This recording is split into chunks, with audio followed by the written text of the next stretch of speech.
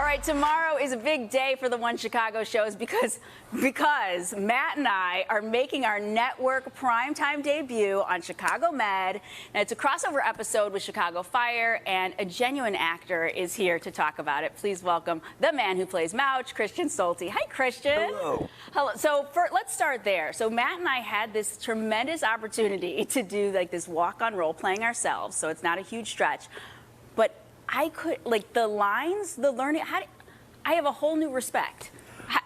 I love that somebody who does live television is telling me how hard my job is. It is. What you do is terrifying. No, I got a chunk like this, and I'm like, wait a minute, there's no prompter?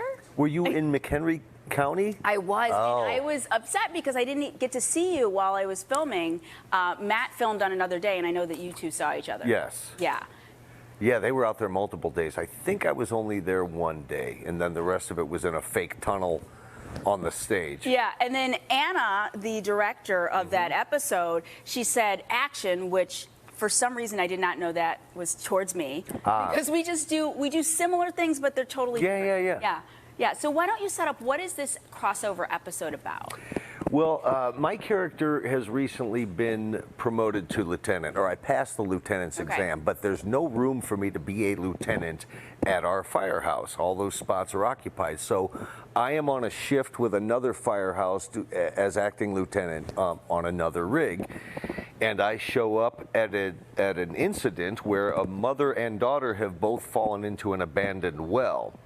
And one of the doctors, Dr. Ripley from Med, crashed into their car, which was on the side of the road, and went looking for them and found them. So now I'm part of the rescue operation to get them both out of there. And I must have said your name about 1,000,000 times in my little chunk of this script. They had me go back and do voiceovers as well. Oh, great. So yeah, it was so much fun. And you've been doing this for 30 years? For probably 35 years, 35 years. But 13 years on Chicago Fire. Yeah. So how have you seen your character develop? I think my character was initially supposed to be, I was 49 when we started, I'm 62 now, but I think my character was supposed to be on the brink of retirement and kind of grossly overweight. And then they kind of rethought that, and they said, well, we can get more mileage out of him if he's the older guy, but he's not quite retirement age, and if he's only moderately overweight. Stop. So he was, the character's half man, half couch. So that's sort of a defining thing. And I think only in recent years, in the 11th hour of his career as he approaches retirement, has the character suddenly decided to try to reinvent himself. Over the 13 years, your daughters have been involved in the show. My younger daughter Greta was one of the first people rescued. She was she's 22 now, so she was 9, 10, something like that. And who is this? Is this your other daughter? And that is my other daughter, who played my biological daughter on the show. My character was a sperm donor, and so she went trying to find her natural father.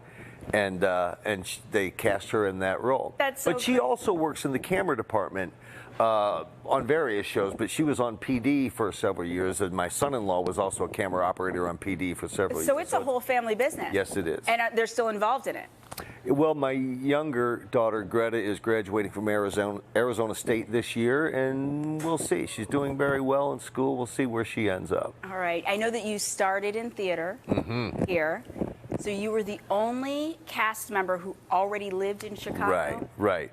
Two of them, though, Joe Minoso and Yuri Sardarov, had just left Chicago for LA, had been gone a couple of months and got this job and came back. Well, when I look at it, I think you and David Eigenberg are the two most Chicago people who aren't actually from Chicago. Do you have a David Eigenberg impersonation? I don't. Do you? Oh, everyone on the show does it. Well, he's hard to pin down.